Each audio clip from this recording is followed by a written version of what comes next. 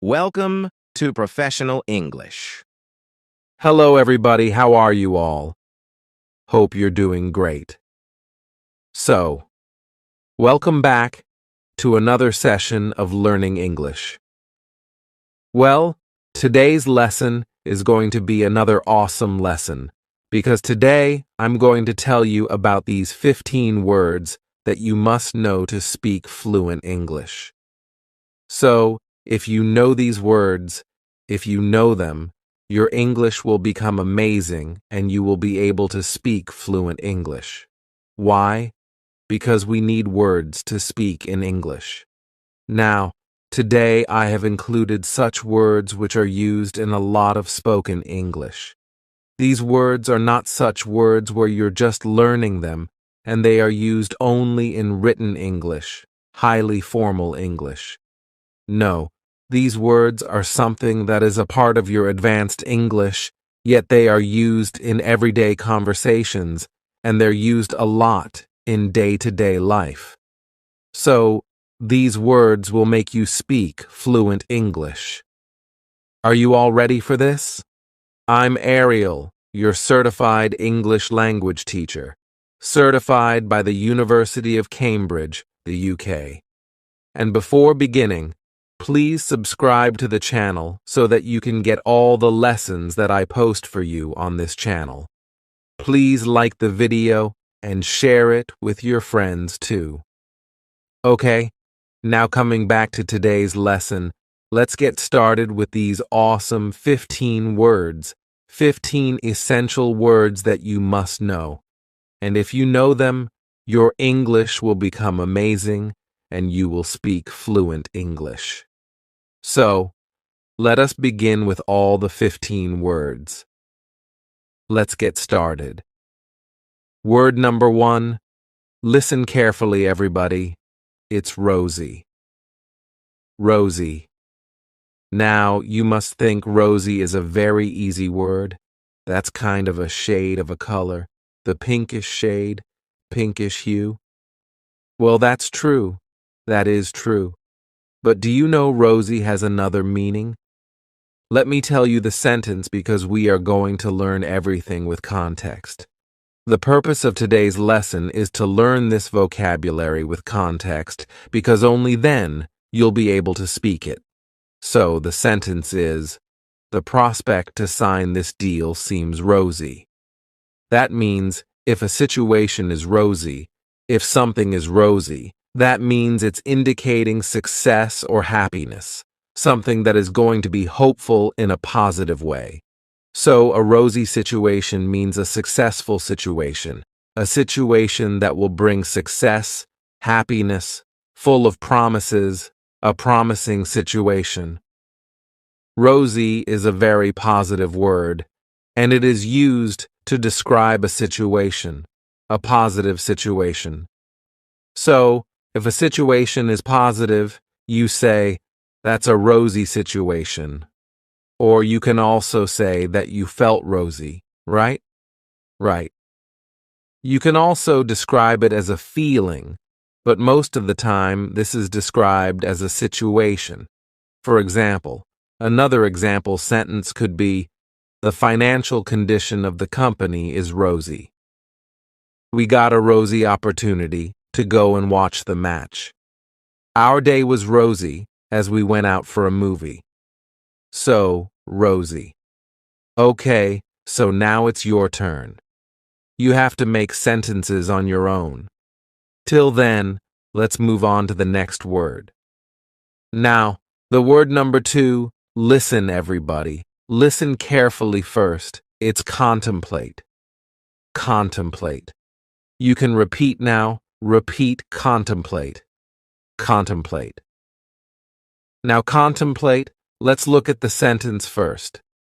He contemplated the situation before giving any answer. He contemplated the situation before giving any answer. So contemplate is basically to think about something, think deeply about something. So thinking for a very long time or thinking too deeply about something is contemplate, right? Contemplate. Often people contemplate before taking a decision, and people contemplate when they are analyzing a situation. That means they're thinking too deeply about a situation. For example, another sentence can be, she contemplates her future too often, that she constantly thinks too deeply about her future all the time. I think that happens with all the teenagers and everyone who's growing up. I think normally that happens with people, right? So, a word with context to contemplate a situation, that is, to think too deeply about a situation or think too deeply about something for a very long time, thinking about something for a long time. So, being very thoughtful in your decision or something. Contemplate. Word number three is, listen everybody, delusion, delusion. Now repeat for pronunciation. Delusion. Once again, delusion. That's absolutely amazing. Now, delusion, I think that is something you're familiar with. We hear it a lot. You need to come out of your delusion and accept the reality.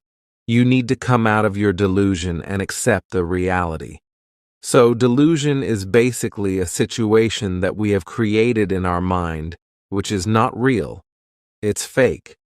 So, delusion can be anything when you know about the facts, specifically when you know about the facts. You have an idea that this could be false, still you are believing those false things. That's delusion, that people are living in a delusion. So, that is like if a person knows that the prospect of that person getting promoted is kind of non-existent, like they are not much, because there are other contenders who might have profound better. Now still, this person is thinking that, no, I will get promoted, even after knowing that the other person or the other contenders performed better, and they are not accepting the reality, and they're living in this delusion that I'm going to get promoted. That is kind of delusion, that you know about the facts, still you want to live in that fantasy, or the fake world that you have created. That is delusion. So, yeah, you use this word now correctly.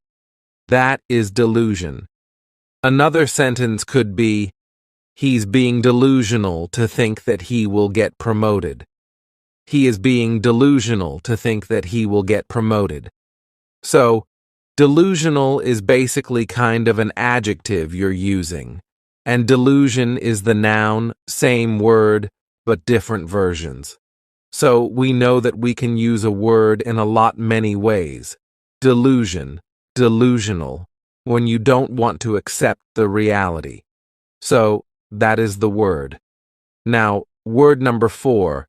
Listen carefully, everybody. Blemish. Repeat after me, blemish. Yes, once again, blemish. Excellent. Now, blemish. For that, you need to hear the sentence, there was no blemish on her beautiful white dress. There was no blemish on her beautiful white dress. Now, blemish on a white dress, that means a mark or a spot. So, blemish is basically to spoil an appearance by a spot or a mark, and that spoils the appearance of something. So, a blemish can be the spot of an ink on the white dress. It can be the spot of something that you eat. It might have fallen down. So, there was no blemish on her beautiful white dress. So, it was not spoiled without any mark, without any spot. So blemish is like a spot in the appearance. Blemish is also used for situations. For example, a particular situation is spoiled by a particular action. You can say it's blemished, means everything was so good, everything was going so well, then something happened. And that was a blemish in the whole event or the whole situation. For example, everything is going good. You might be taking a decision for a project, and suddenly one of the team members who is performing really well and giving ideas is changed and replaced by somebody else. So, you still have the project, everything is doing well, and because that one person was replaced, you were not able to meet the deadline because that person took a little bit of time to get adjusted to this particular project. That means the changing of the team member was a blemish as the team missed the due date for the project. So that is how you're forming the sentences for the word blemish. So it's a word that you can use anytime you want to refer to a situation. Or if you want to talk about the appearance, the clothes, use the word blemish. Word number five, listen carefully, everybody, and that is fiasco. Fiasco. Now, fiasco, this word is kind of popular these days when you speak English. You'll hear it a lot in spoken English. Repeat after me, fiasco. Fiasco. Okay, what is the meaning of fiasco? Let's listen to the sentence first. The whole meeting ended up in a fiasco. The whole meeting ended up in a fiasco. So, fiasco is basically a kind of disaster, not a natural disaster, obviously. A disaster means kind of a very bad situation, something that is ending up in a bad situation or not as expected. You can say, kind of a mess, when you want to say that this situation is such a mess. We were not able to understand what is happening, what happened, and a complete failure, as you can see. So the whole meeting ended up in fiasco, maybe because people were not able to take a decision. There were so many conflicting ideas that the meeting ended up in an argument. And no result. That means it's fiasco, right? A complete failure, disaster of a situation. So it's used a lot in business English. It's used a lot to describe a situation, anything that is happening. And you want to describe, use the word fiasco. Fiasco is always used in reference to a situation, a particular happening. Another example could be, the party turned into a fiasco because two people started arguing. The party turned into a fiasco because two people started arguing. So, fiasco is like kind of, everything was going great, and then suddenly everything went downhill. Everything was a mess. So, fiasco. Next word. Word number 6. Word number 6. Listen carefully, everybody. It's an easy word. Root. Root. Now, root is very easy. It's simple. Root is basically the base of any plant, right? The long roots that go inside the land, the soil, and that helps a plant grow. That is a meaning of root. But root has another meaning in conversational English. Root also means the cause of something, specifically the cause of any problematic situation, the cause of any problem, why something is happening. And there is also a particular phrase which is known as root cause. So, root is basically when you want to find out what has actually led to a particular situation, the beginning of something, where everything began from, what was the cause, the reason. That is root. For example, we need to find the root cause of the delay immediately. Let's organize a meeting to discuss the root of this particular issue. So, root of the issue, that means the cause of the issue, what is basically causing this particular issue. So, root cause is a phrase that we use a lot, and root means the base or the cause of a particular issue, situation, or problem. Word number 7, listen carefully, everybody. Word number 7 is exaggerate. Exaggerate. Now repeat after me. Exaggerate. Exaggerate. Remember there is a double G in the spelling, but we do not say G, right? Exaggerate. Exaggerate. Excellent. Now, What is exaggerate? Do not exaggerate the situation by adding unnecessary details. Do not exaggerate the situation by adding the unnecessary details.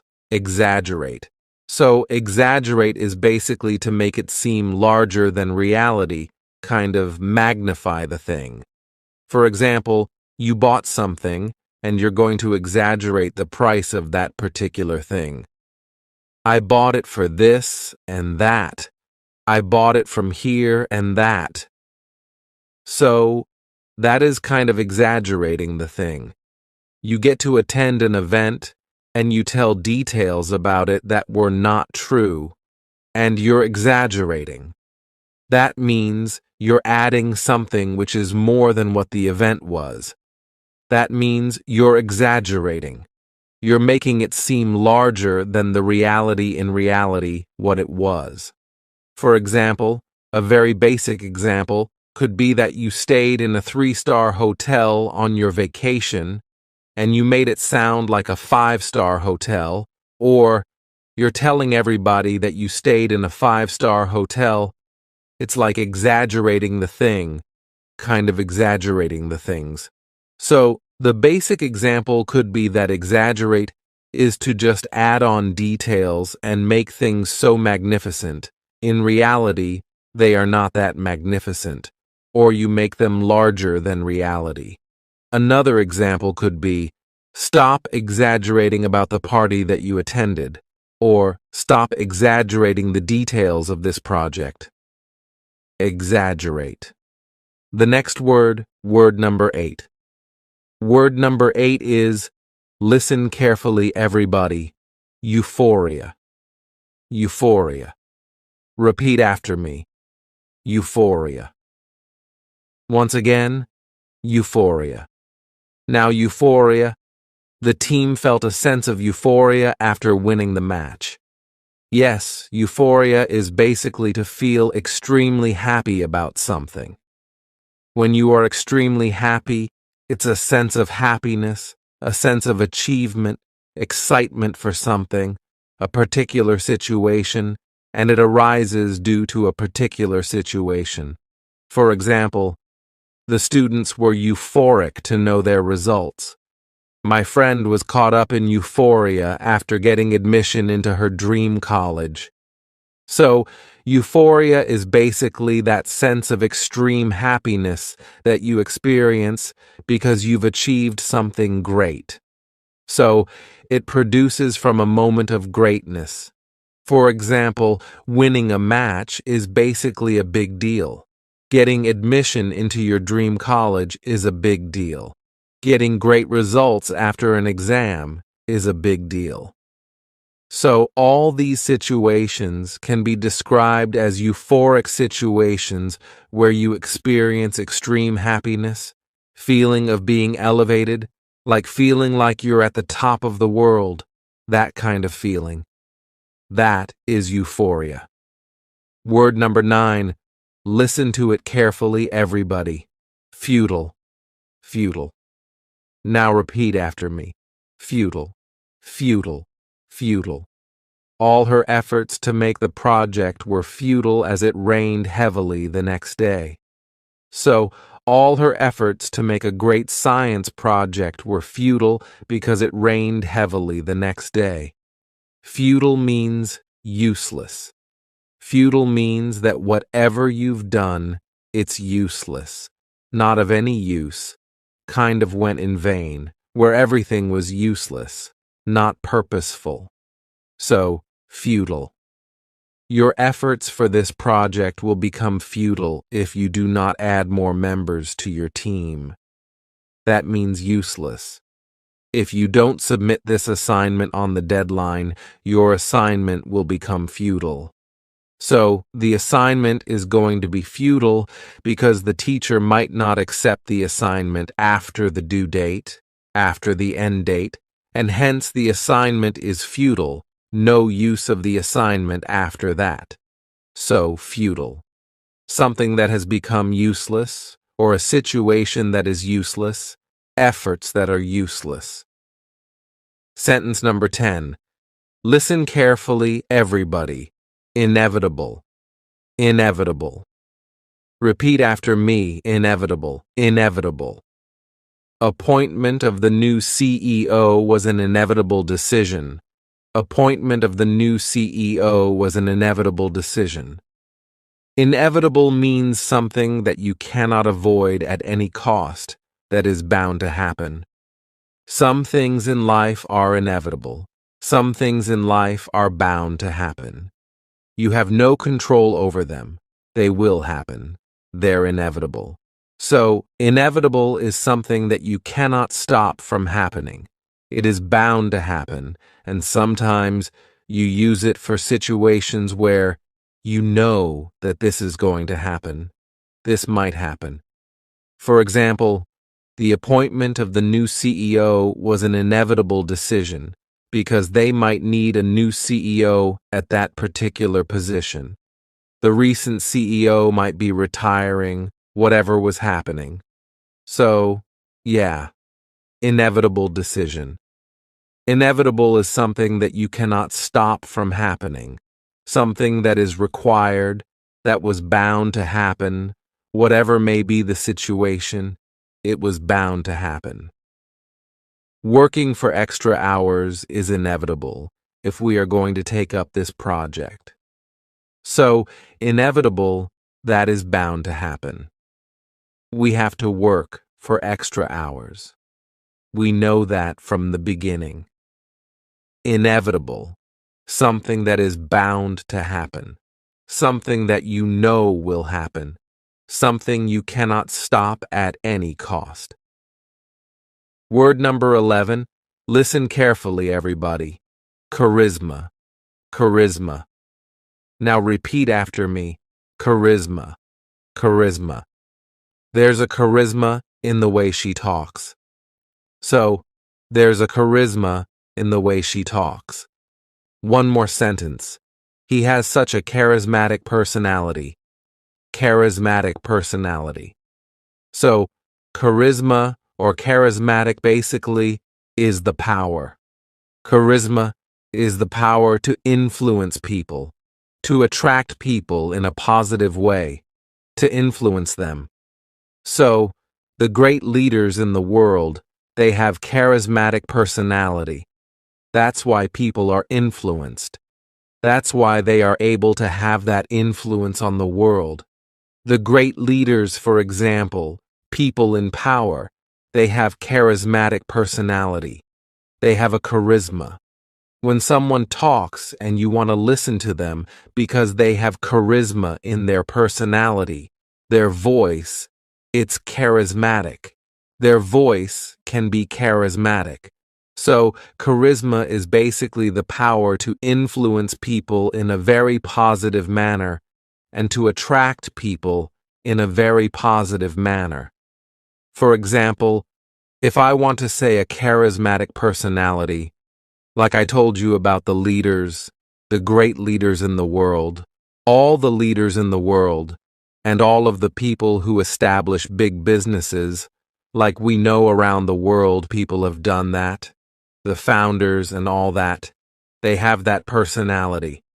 They have something in them. That's why they were able to create such a big thing. So, charisma, charismatic personality. Word number 12, listen carefully, everybody. Lure. L. Now repeat after me. Lure. L. L. Now L. She was lured into accepting the job due to a high salary package. L. Basically, lure is to attract somebody to do something by offering something to that person. It's like you are making somebody compelled to do something by offering them something in return. You're luring them into something, okay? And often it is also used to say that something that has been done, like luring them to do something. For example, if you want something, for example, you want maybe an assignment. Your friend has a good assignment, and you lure your friend to help you with the assignment. So that is something that you can say. So, lure is to attract somebody to do something for you, and you offer them something in return, kind of a deal, as you can say. but not on the front. Like in the front, you can't say that it's particularly a deal, but kind of a deal if you think about it. For example, they launched a new campaign to lure the customers.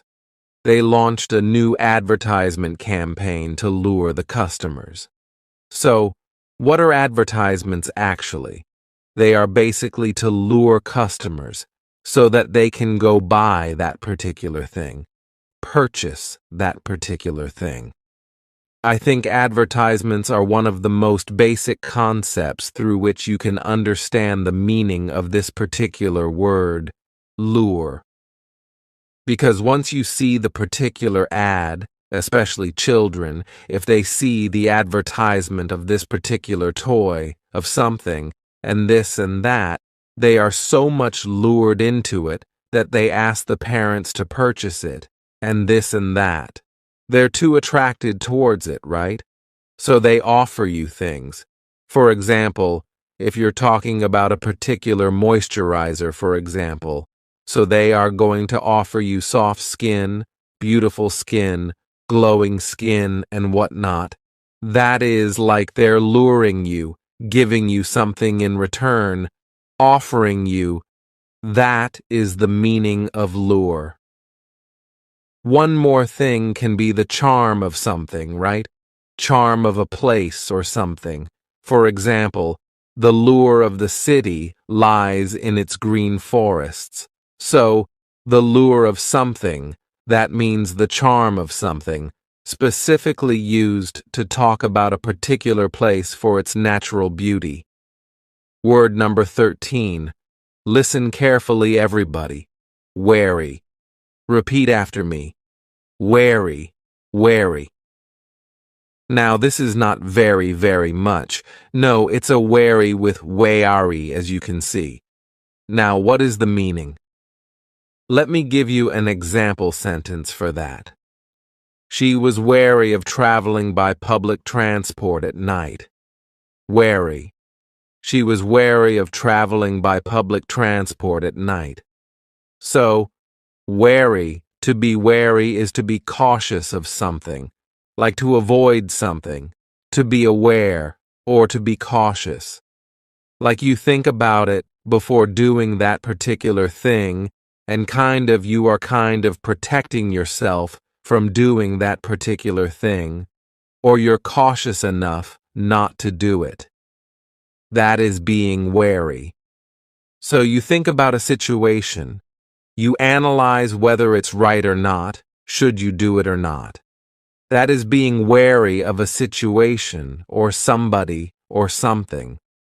So she's wary of approaching new people in the town, a person who has just shifted to a new town, maybe because of the job, and the person is wary of approaching the people because they don't know what would be the reaction of people. What would they say? She's kind of wary of the particular situation and everything. You can also say it's like you do not trust a situation or trust somebody completely.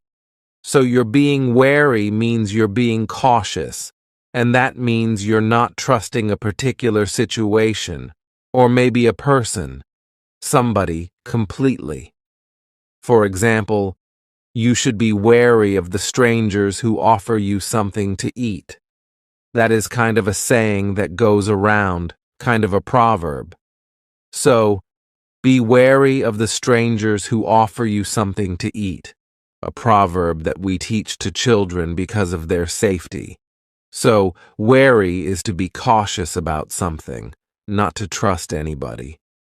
Word number 14, and it is, listen everybody, vibrant, vibrant.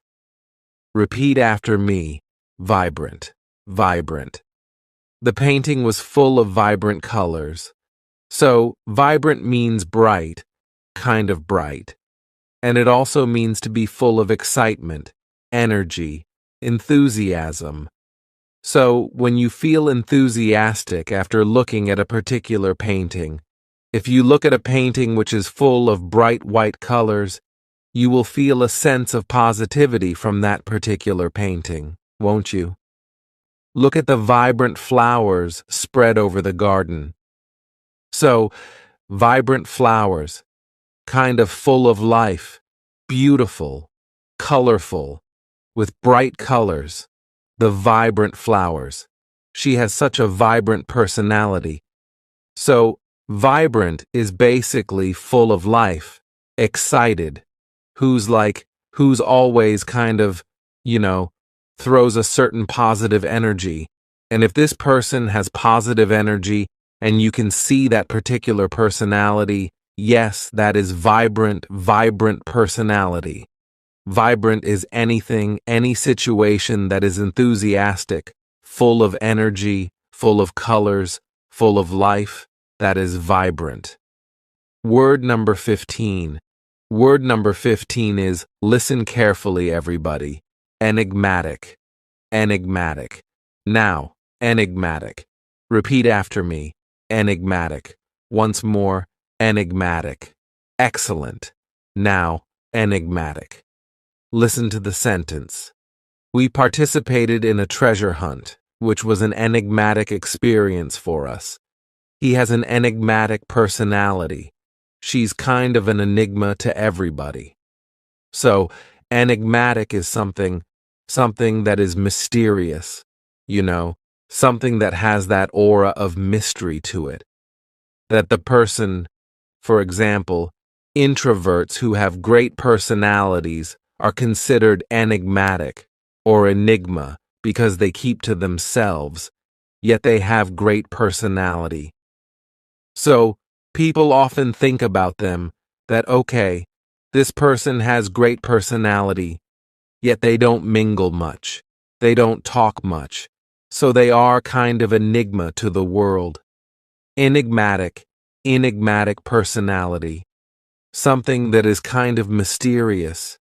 So, if you have read that particular novel, Jane Eyre, and if you know that the character of Edward Rochester is shown to be the enigmatic personality, one of the enigmatic personality, was kind of mystery to everybody. That is how I can say, yeah, enigmatic personality. So, enigma, enigmatic, something that is kind of mysterious, has an aura of mystery to it. The novel is full of enigmatic situations where you want to know what is going to happen next, and everything is such a mystery. There are so many twists and turns. So, these were all the words, the 15 words that you must know. If you know these 15 words, you can speak fluent English, and once you know them, you're able to speak them. Your English is amazing. So, practice all these 15 words with me. Now I have a homework for all of you, that you are supposed to create 2 of your own sentences. Make 2 sentences from each word that we have discussed today in this video. That is your homework. Because in this manner, everything that we have discussed today, learned today, it's going to be more solidified in your mind, and you're going to speak the words in a better way. So, create your own sentences, keep practicing, keep learning. This was it for today. That was the lesson, the 15 words that you must know to speak fluent English. And I'm going to meet you again with a new lesson. Till then, everybody, take care and bye.